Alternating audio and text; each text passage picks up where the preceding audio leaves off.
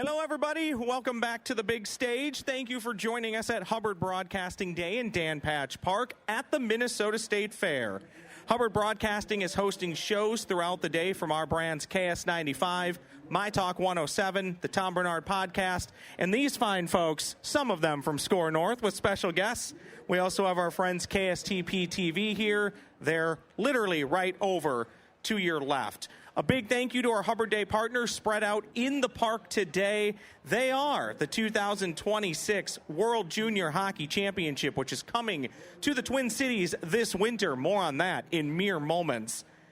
Minnesota Biofuels, Minji Children's Theater, AFSP Minnesota, North American Banking Company, Center of the American Experiment, Life Source, Total Comfort, Two Men in a Junk Truck, Health Partners, and Americans for Prosperity. Please stop by all of their tents, spin a prize wheel, play a game, grab some information, some prizes, and some fun handouts, and most importantly, support them for helping us bring this day to you today. All right, I'm assuming you're hockey fans here, right? That sounds par for the course. Bad pun. Sorry about that. This one is just for you, live from Dan Patch Park on this Hubbard Broadcasting Day. Get ready for a special look ahead to the 2026 IIHF World Junior Championship coming this winter, right? To the Twin Cities. You know that by now. Judd Zulgad, the voice of Score North's Judd's Hockey Show, along with AJ Frederickson and Jessi Pierce. They're going to break down the action with none other than Mr. Bob Motzko, Phil Housley, bunch of great icons. We're going to talk about all of it. Also, don't forget, did I mention Judd Zulgad, Jessi Pierce, Score North, and all the beautiful people on this stage. It's Puck Talk, passion, true insider insight today. Let's make some noise. State of Hockey. Thank you very much. Much appreciated. And this is actually an exciting show, Judd's Hockey Show, but this is what we are calling the Road to the World Junior Championships, which is my favorite tournament in all of sports on an annual basis. It's absolutely fantastic. As Ross just said, December 26th through January 5th, Grand Casino Arena and 3M at Mariucci. And our two guests today are very esteemed hockey people, but also in the world of the World Juniors. Bob Motzko, who is right to my right, won gold in this tournament in 2017. And then to the right of him, seven-time NHL All-Star Phil Housley, one of the greats who coached the U.S. to a gold in the 2013 World Juniors. And, guys, I want to start you off with this one. So I was telling Phil before we started, the 82 tournament, which I think was the sixth one, and this is the 50th one, I went to as a kid. I now watch this tournament religiously Boxing Day. Just with your inside experience here, how far has this thing come, and what's the excitement now going to be like all these years later as it comes back to the Twin Cities? Well, I mean, it's come a long way, number one. I mean, there's tremendous talent, but going back in time, in 1982, I was still in high school, 17 years old. There was two other players, Corey Millen and Tony Kellen, who were 17 also, and just getting a chance to play for your country and wearing that jersey was the first time for me, and I was so honored, and it really helped me springboard my career as a player, you know, still a senior in high school. But I remember playing Team Canada at the Met Center, and it's the first time I ever saw a 3-on-0 from the red line in because – and I was doing a little digging today just to go back in time and look at the rosters and to see how many great players you know, Canada was so far ahead of us in 1982, and we bridged that gap, you know, the 80 Olympics, 96 World Cup. But it was a tremendous experience for me just to measure myself as a player, to see the talent around. And I just got to say, the people out there, and I could go on, the talent that you're going to see at this tournament in this day and age, and you think about all the great players that played in this tournament, it's going to be unbelievable. And we need to support our Team USA group, and our head coach, Bob Motzko, is going to do a terrific job. Like you said, he won in 2017, but what an experience for me. It has come so far. You look at the names of the players that have played there, first-rounders, Hall of Famers, kids that went on to have great college careers, and I don't people realize, for one example, in 1989, all right, Sergei Fedorov Alexander McGillney, and Pavel Bure were on a line together, and they ripped it up. And that's just one example of the talent that you're going to see. Bob, your thoughts? You could go on, and just to reiterate, that's the thing that I think people don't understand. We all get Olympics. The Olympics we get excited for, you go back to 1980 and 1960 when U.S. won gold. But you name an NHL player, they played in this tournament. Like, it's very rare, and this is one of the very rare occasions of someone that can go to the National Hockey League at 18 years old. They're playing junior hockey. They're playing in college. It's the stepping stone. And you name. I still say in 17, the best player in 17 was Kirill Kaprizov, and everybody in our state now. I mean, he's as big time a player we all get to watch on a nightly basis for the Wild, and that's the caliber player that's there. And Matt Boldy or Faber, and I'm just bringing up some Wild. You name a player on the Wild. That's a high end. They played in this tournament. And the next stepping stone from this is the Olympics. So this is the last amateur tournament that you put on the jersey for the U.S. or for Canada or for Slovakia or all the countries that you come together. And it's just, you're going to see the best of the best in the world in this tournament. And how far USA has come is incredible. You said it right there, Bob. I mean, just how far Team USA has really come. They're coming in hot, back-to-back gold medal champions. What are you going to have to do to get that three-peat here on home soil as well? No pressure, Bob. Yeah, no pressure you at like all. that pressure, huh? Two-time. But I think our first gold was in 2004. So it's the 50th year of the World Junior Tournament. A little history. So the first 25 years, the USA medaled 4 times and not one gold in the first 25 years. And we had good players. But we finally had to crack the barrier. And it was that team coached by Mike Eves, I believe, coached that 04 team.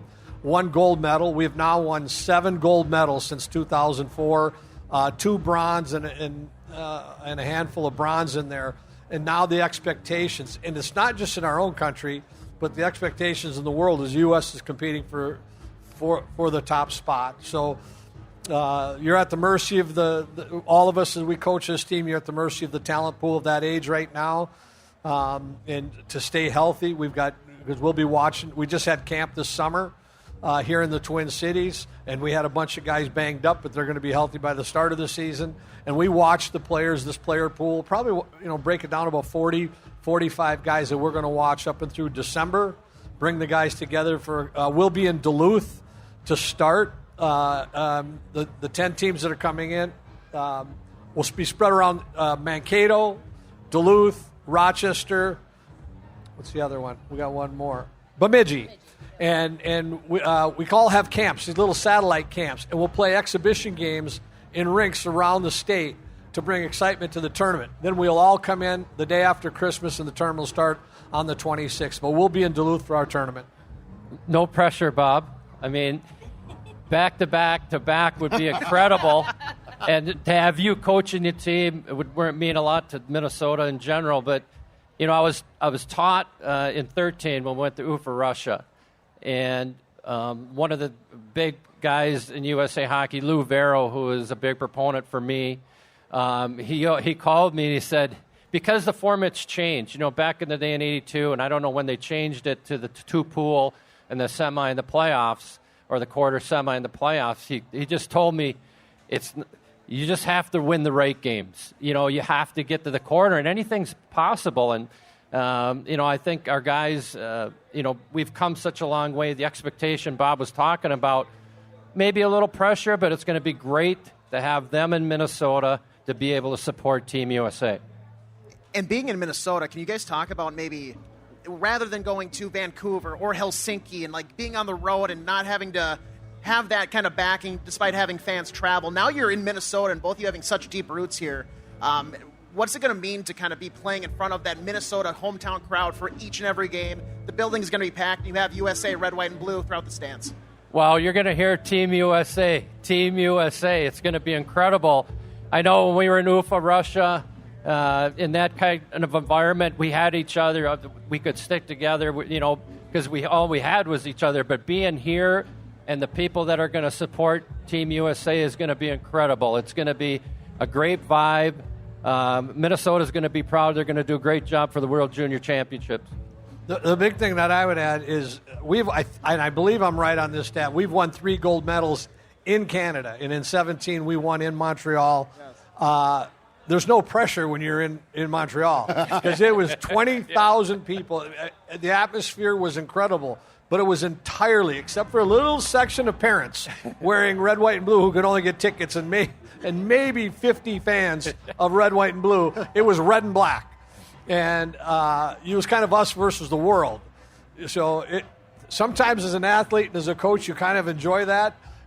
But we want to turn the tables now, and we want to have our crowd, our fans, our people supporting us as we go through this tournament. I know, talking to some of the players, they say it's hard to hear the other national anthem when you're on your home soil, right? To have that one being played to win the gold medal. Mm-hmm. One great thing about international sports. We're all used to the start of the game, you stand for the national anthem. In international hockey, they don't play, the winning team gets their anthem played at the end of the game. And it is really a cool to be on that side when the two teams are standing on the red line and then they raise the flag at the end, and we all watch that in the Olympics. But that's an experience that I think, if at all possible, win our games at the end of the game to, for our song and our flag to go up with our fans. It'll be an incredible sight. All right, let's talk about this one, roster construction, because as both you guys know, it's basically all stars. Like it's a ton of great players. However, I know that roster construction also requires at times taking players that are going to be good fits on certain lines and stuff. So Phil, start with you. But I mean, how do you go about parsing apart? Because if you take what would amount to a fantasy hockey league team, it's a lot of big names, but I'm guessing that you need more balance than that at times. Well, obviously you want to take the best players. I mean, right. To give you the best chance to win. And Bob knows this. I mean, there's going to be guys that have played or are going to be playing in different roles. Because of you can only have so many players on the roster, you're going to have to find those fits. And they're going to have to sacrifice for their team in a different role. And once you can find that fit, and guys are pretty proud. They're really good hockey players, and you can get that buy-in from the players. It's about playing for Team USA. Some guys that are playing on a power play might have to be in a checking role, and it's going to happen. But as long as they really thrive in those roles and the chemistry of the team, and you get better throughout the tournament, and they see the success that they're having in those roles, it's just going to make the team better. And the great thing with the U.S. is the depth. And I can tell one story in 2017.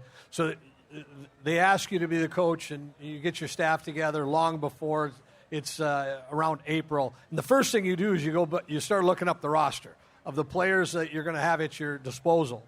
And we started looking at our roster in 17. Noah Hannafin, Werenski, Matthew Tkachuk, Brock Besser. We're loaded. Well, Hannafin signed, went NHL. Werenski signed, went NHL. Brock Besser broke his wrist, couldn't play.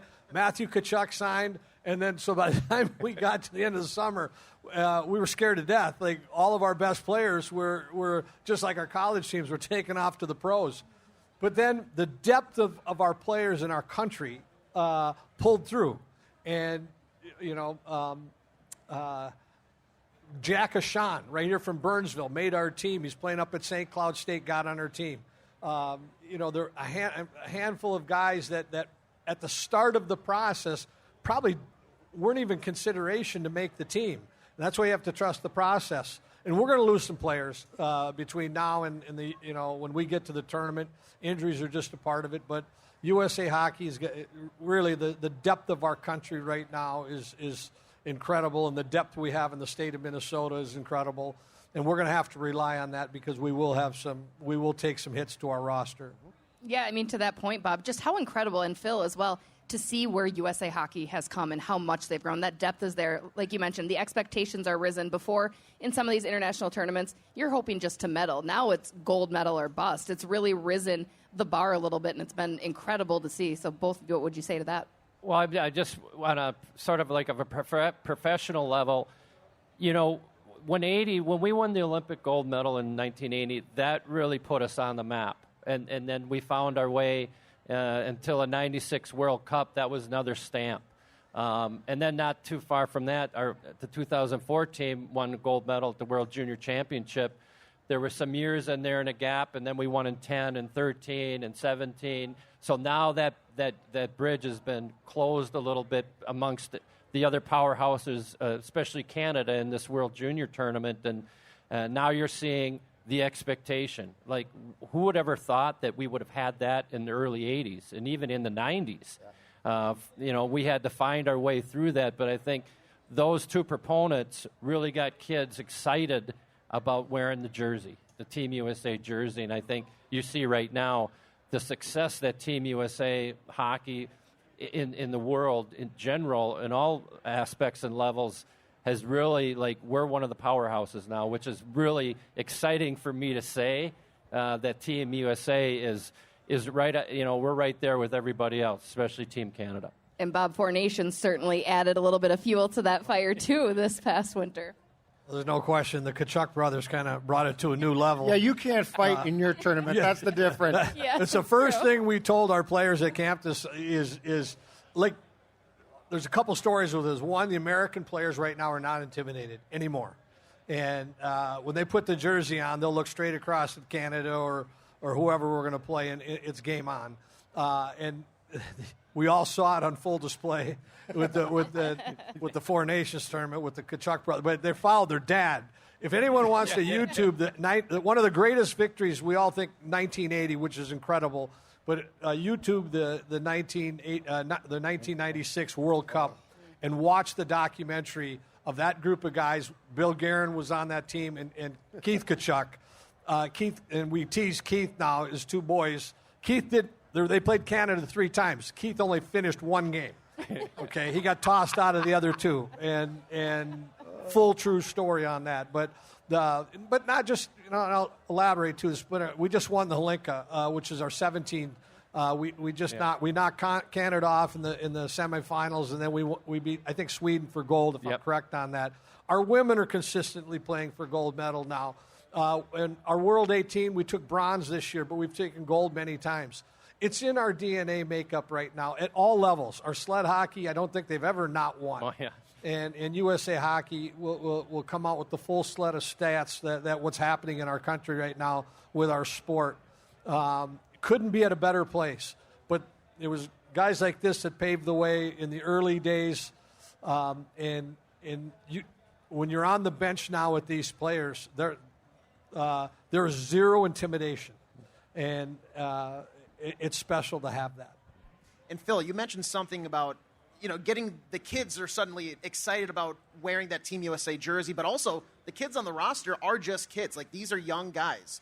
Do you notice that after, even though it's such a short tournament, it's such a big stage in world hockey that you notice some of these guys emerge as leaders, and they go from, you know, they're kind of just a kid to they grow these characteristics over the week and a half, 2 weeks of the World Juniors to where they come out on the other side and they're at a new level of leadership and as just the overall hockey player. Yeah, I mean, these guys are so well developed. I mean, in this day and age, and prepared.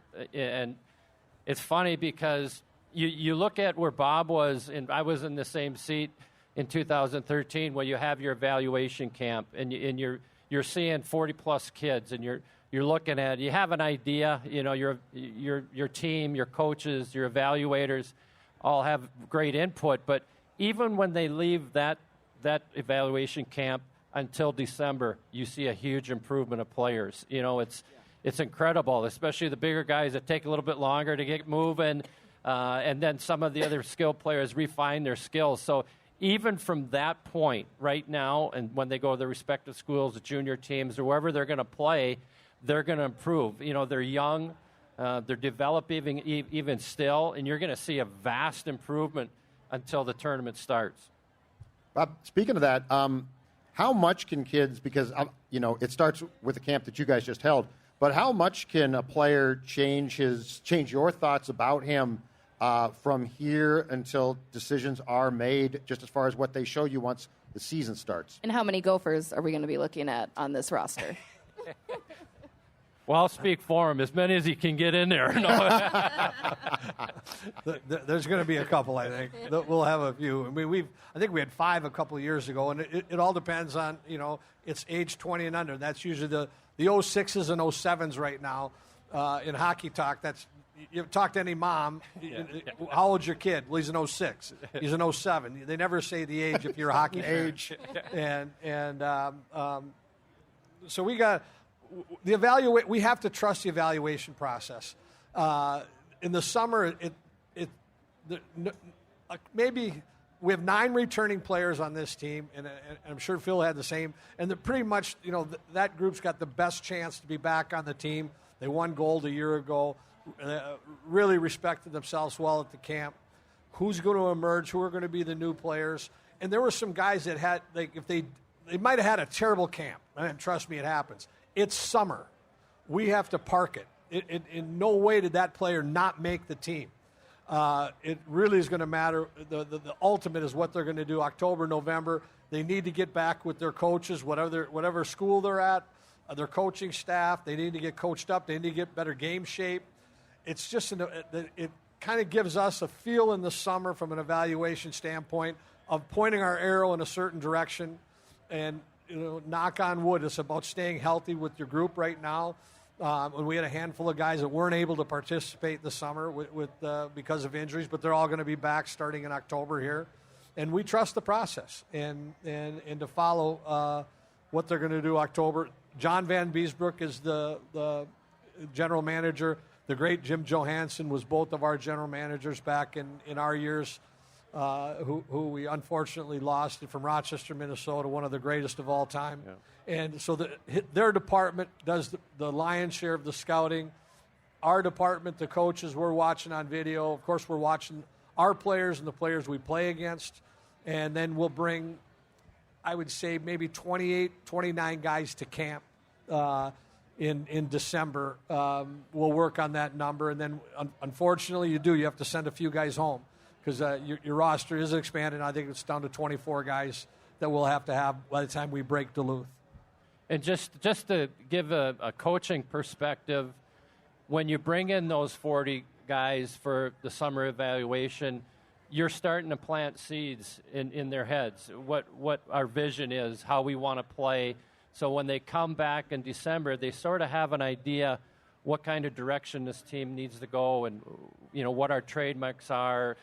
So they have an idea what to expect, but the 9 guys coming back is going to be your leadership group core who have been through it, which will help the other guys too. So, like I said, but October, November, even December, these guys are going to improve immensely. I love that you said that, and going back to it, I was at the World Junior Summer Showcase and was able to talk to some of those players, some of those returning. Teddy Stiga, who helped win and clinch that gold medal. But he said just that he reminded those new players that you're going to be evaluated much longer than this week-long session, right? Bob, to you, how important is it for those veterans to take that leadership role and help calm some of these younger guys? Because it's exciting, and they want so badly to be on this team, and they know the pressure. But to have those vets say, hey, take a breath, take a shift, it's hockey. Leadership in team sport, I can't overemphasize how important that it really is. You think we as coaches, we're around our players. If maybe an hour and 10-minute practice might be the longest, 40 minutes to an hour and 10-minute practice, a few meetings. The players are around each other for 24 hours of the day. They're back at the hotel together. They're on the bus together. They're hanging out together. And a great deal of the time, the messaging being sent is from the leadership and the leadership core. And there's an old, and I am a monster PJ Fleck fan, and he's got the great saying, bad teams nobody leads, good teams coaches lead, great teams players lead, and you have to have that if you're going to be highly successful. The biggest voice in that room will be the leadership group, because that's and I can't believe it's no different in the National Hockey League or our college programs or playing for the Minnesota Vikings. they're taking their marching orders from the blood and guts of inside the troops, and that comes from your leadership. And those leaders, number one, being a good teammate, right? That's so important. Team first. But they're an extension of Bob, So when he comes in and says something to the group, they're going to replay that message, and they're going to hound on it. So it's actually, those guys are an extension of the coaching staff more or less because they're in that room so much. With the 9 or so guys that you said are probably maybe going to be returning and that leadership group that you're just talking about, do you feel like the past 2 years, they know winning and only winning for this Team USA hockey? Do you think that gives you a step, a leap of an advantage going into this now on home ice coming this winter? I can't answer the advantage. I mean, I'm going to hope that it's an advantage, but I can tell you we're going to lean on it. Yeah. We're going to lean heavily on it, and we spent some time with that leadership group. Now, a couple of them weren't able to play in the summer. Hudson was out, and Plancher was out from UMD. They were both there, and there was a telling sign. Is neither of these guys could skate this summer, and one's out in Boston, one's up in Duluth, and they said we want to be at the camp, and we're going to stay at the camp the whole time. And we lost one of our other leaders, returning players, the second game. He went down to injury, was out, and he said, "I'm staying. I'm not going home. I want to stay here and be with the group. This is important to me."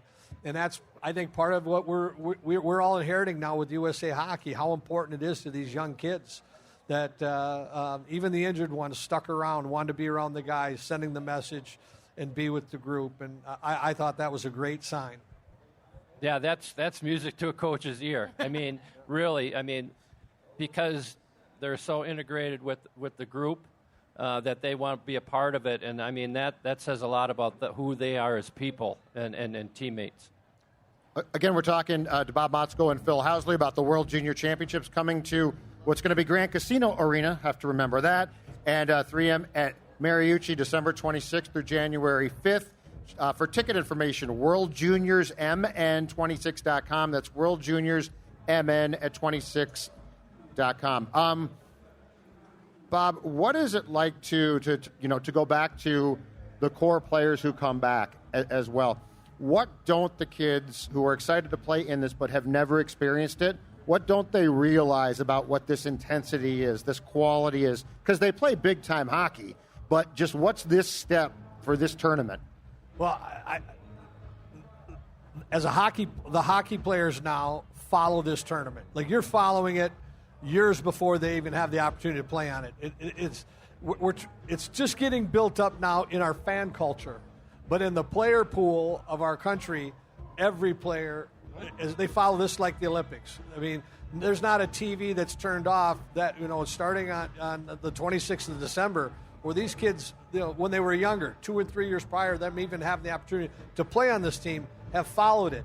Us old guys, when we're not coaching it, we don't miss games. The whole hockey world follows this tournament intently, so that's an advantage that we have. So the players that are coming into the pool, that it's their turn, it's their kick at the can.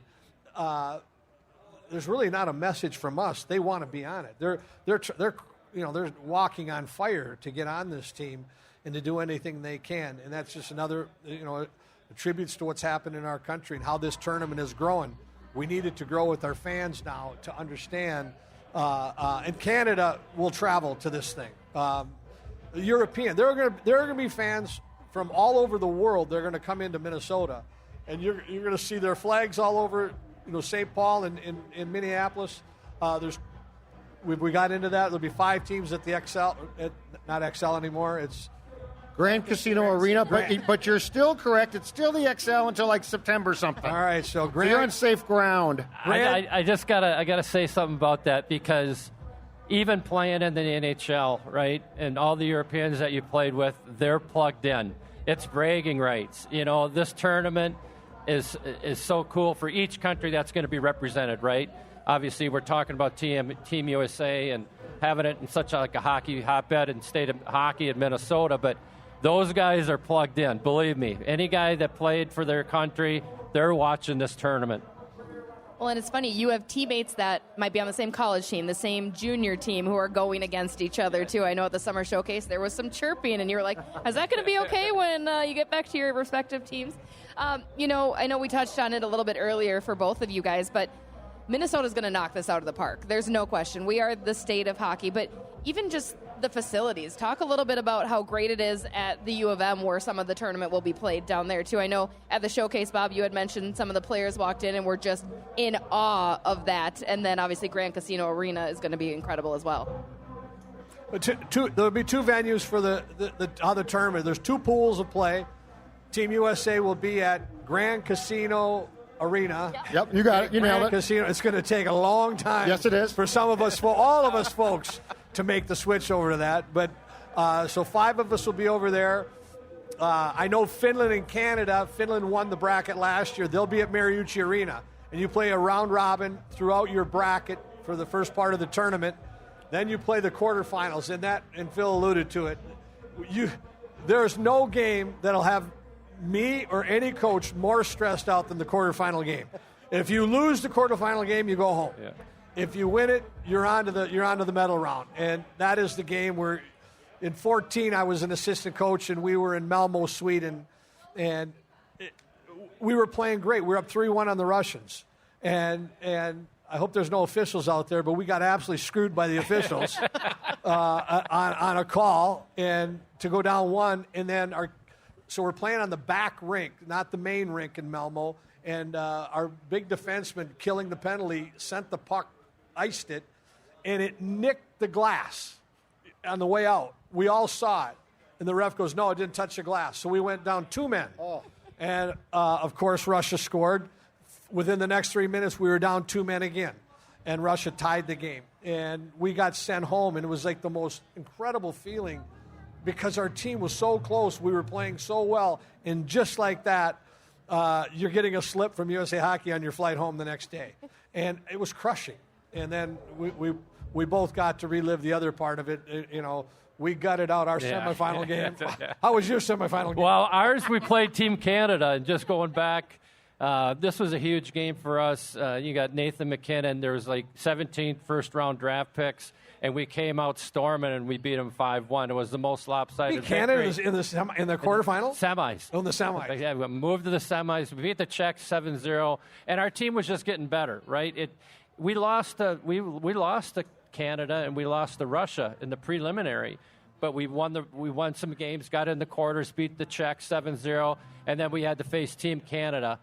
And I just said, I can't believe how confident you guys look right now, playing Team Canada, because they were like shaking. You look back at some of the players on that team, the late great Johnny Gaudreau, J.T. Miller, Ryan Hartman, Seth Jones, Jake McCabe, Jacob Trouba, John Gibson, and we had a really good team. And Bob will say the same, but they all bought in to a role because you had great players. And you're going to have great players now because, like you said, our depth right now on Team USA is phenomenal. But we beat Canada 5-1, then we beat the host Team Sweden 3-1. And I tell you what, like you said, that feeling at the end of the game when you get your national anthem played and you're the last man standing, unbelievable. Age, go ahead. Yeah, with we've kind of been talking about, and Judd already mentioned it, but for my money, this is the best annual tournament in sports. Can you guys talk about, because you both have the accolades with it, where this ranks among your own achievements of having that gold medal at a World Juniors? Because for some of these, for casual fans, they might be thinking okay, 4 nations, that was fun. A couple months later, they're thinking, okay, that was maybe pushed to the side. This is annual. This is hard, top-tier hockey that everybody in the world is able to rattle around. So when you guys have that medal in your hands, where's this rank among some of the other stuff that you've won in your lifetime? I'll go first. I was an assistant in 2014 with Don Lucia on the Malmö, but a handful of years later, Jim Johansson, the general manager, I was coaching at St. Cloud State. We were going in to play Colorado College. He said, can we go have a beer when you get in? He said, I want to talk to you. And I go, great. And in the summer camp, they bring guest coaches in for the summer camp. And I go, he's going to ask me to come in and be a guest coach for the summer camp. So we sat down at Old Chicago in Colorado Springs and had a beer. And we started talking about the summer camp. And I go, here it comes. I mean, pretty soon, I go, got to be great. I'd love to be there in the summer. He goes, no, I want you to coach the team. And it was like, I was like, that was the honor, just to be asked to coach the team. And then it takes over. You put your staff together. You get around, you start building your team. And then when you are so fortunate, because it is a players' tournament, and the talent level you're going to see, we've gone over, but the plays you're going to see made in the game are both ways, because they're young, and they're going to make the biggest mistakes in the world. That's why we got to have a goalie. Like, we got to have a goalie to bail us out. And then in the same breath, they're going to make a play that just flips the script on a game. And that's this tournament. You're fighting your way through the whole tournament. Our teams never got on a roll like yours. We had to gut it out, win shootouts, 2 shootouts actually. Everyone remembers Troy Terry, plowing through 4 against Russia to get through that game, and then to be left at the end with the win. But the real joy for me was just the fact that USA Hockey felt enough to ask you to be the coach, and then you put your buddies together that you really trust in, and then you're on this mission together, and you're gonna put your heart and soul into it. The players are gonna do it, and it's gonna come out how it's gonna come out. But it's that special just to be a part of it. And I'm just speaking on a playing experience.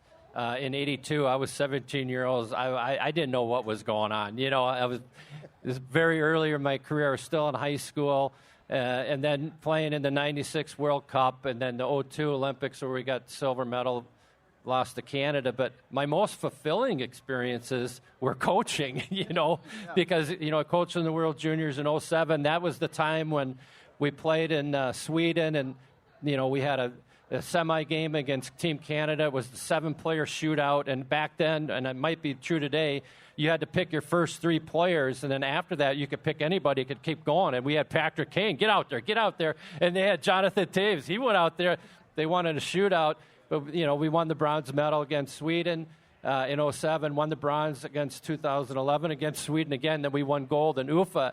And those are some of my most memorable experiences, because even though we won the bronze, we went home with something. You win the last game, and then to win the gold medal, that's something I'm very, very, very proud of. For both of you two, what would you say, and I know the talent pool is outstanding now, but are there also, I don't know, coaching tenets is the right word, but as the program has developed to where it is now, which is world class, philosophical shifts in coaching? I've read stuff about the fact that there's now a very strong goaltender community, which didn't exist at one time. So, as you've seen the program evolve, are there other ideas or things that have just flat out changed that have made USA Hockey so successful? Well, the National Development Program, Yeah, I mean, USA Hockey, the National Development Program now, they're taking the quote-unquote top 40 guys. They're doing a wonderful job with a small group of guys of teaching them how to train, teaching them how to lift weights and train and get stronger and fundamentals. And a lot of our great players are going through that. But it's also leaked down now into our high school coaching, even our youth levels. Here's one. I'm going to go off on a tangent what I can do it the best. When we played hockey, our dads or one of our players' dad was a coach, just like baseball, all right, back in the day. But back in our day, no dad ever played hockey. So you were having coaches that had never played hockey. But everybody played baseball. And so dads who were coaching, that's why we're such a great development for baseball in our country, because everyone had played and the fundamental. What we have now in our country are all these former players who are now raising their kids, coaching their kids or coaching their grandkids. And we're at that level now at a youth level where we have so many hockey people in the sport coaching our young kids. And I think that's having a tremendous impact at our development in our country. And then if you're a good coach, you're a good thief. You steal things. And I've never invented anything in my life, but I've stolen everything. And that's what we do. When we got the job, I talked to Phil. I talked to Grant Patolny. and your power play was so good. Then I had Grant come on my staff, and he did a terrific job, and I happened to coach Grant. We talked to the other coaches prior. You collaborate, how we've gotten through, and how did you get through your tournament? What were some ups and downs that you had? Nate Lehman, Mike Hastings, of course, David Carl. We steal everything now, and if you're not, you're not gaining anything. And if you think you're inventing it, you're not, because there are lots smarter people out there than me. And surround yourself with good people, the right staff, and we'll find a way to steal the things we need to have. Well, Bob's right. It really does start with the grassroots, right? That's where you're learning the game, you're developing, and your skill comes into play. But I think it was in 1996 they started the National Development Program, and I think that program, if the kid has an opportunity to go there, great. If he doesn't, he wants to stay with his high school team and his buddies, that's great too, because of the coaching that we have now at the high school level.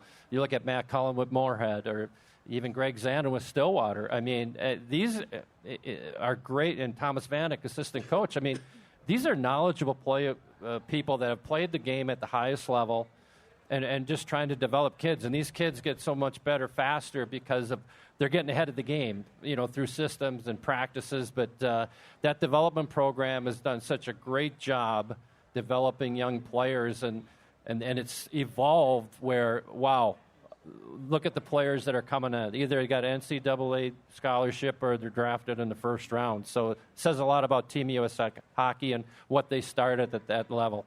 Well, and I'd even, to dive deeper, the American development model. I was interning at USA Hockey the year Ken Martell was implementing that. And for those of you who don't know, and you probably don't anymore because it's just hockey now, hockey used to be played on a full sheet for small kids, which sounds insane. USA Hockey kind of showcased giant nets and adults trying to play on different larger sheets of ice to showcase what it's like for kids. And the American development model said, no, we're going to have kids constantly moving. We're going to do half ice sheets for younger children and all that. And now, again, it's second nature. I talk to players who they're like, what's the ADM? That just sounds like hockey, which is tremendous. But there was so much pushback on that for USA Hockey for a very long time. Yeah, and it's funny you say that because, kids in today's age are like, they want information now. And now you've got, 5 stations, and they're moving around, and it keeps them occupied, and they don't even know that they're working on great skill work. And it's just a great model. Another thing that Team USA Hockey has done a great job at. And to put one nail in it, the state championship high school game this year was Stillwater versus Moorhead, to what Phil just talked about. Well, Vanek and Zanin had coached those kids all the way through. You think they got some help from those two NHLers? And John Ammerman, a former player of mine, doing a great job at Moorhead, but he had Matt Cullen on his staff this year. So that's happening all over our country right now. These former players, they make a lot of money. They don't have to go to work, so they coach their kids. I had to go back to work, Bob. I had to go coach. You would come through now, you wouldn't. Yeah, I was going to say, you wouldn't be working now if you played a couple of years ago. AJ, go ahead. Going back to back now with the Golds, what would it mean? Because it's a big win followed by a big win. To go 3 in a row, a three-peat for Team USA, what would that mean for just Team USA hockey, just the hockey scene across the states, to get that third gold medal straight? It's never been done. Again, no pressure, Bob. But not to put any pressure on you. It's never been done. Yet. Yes. But Canada's won it 5 times in a row twice. But nobody's ever three-peated. So, hey, you can't get a 3 until you get 2, and USA right now sitting on 2. So, tag, we're it. We get a crack at it. Can you both talk about also, in bringing up Canada, I think one of the most interesting things that we don't appreciate here in the States, and there will be pressure here, don't get me wrong, but in Canada, when you watch that tournament and you hear about the coverage and these kids who are how old being absolutely, up and down criticized, what's that like to have a kid that young and the national, pride there is on the line? What's that like to just be in that environment when the tournament is in Canada, which it is a lot? Well, I mean, it's going to be exciting, number one. I mean, you got 9 guys that are players that are returning, probably. But I think if we get off the good starts and we get the crowd behind us, I think it's going to be exciting. I can't tell you, people out there, that this tournament, what you're going to see in the talent that Team USA is going to face is going to be unbelievable. These are the next stars. But I think for a young kid coming in, 9 of those players have won. They've been through it. They're going to share those experiences to the other players and try to keep them settled. Because it's going to be exciting, but it's also going to be a little bit of pressure. And how they perform under that pressure will tell a lot of how we're going to do in a tournament. And hockey, the pressure's always on Canada, so let's just throw it back on their rear end right now. This tournament is followed up there at a level like our NCAA basketball tournament. I mean, they are all there.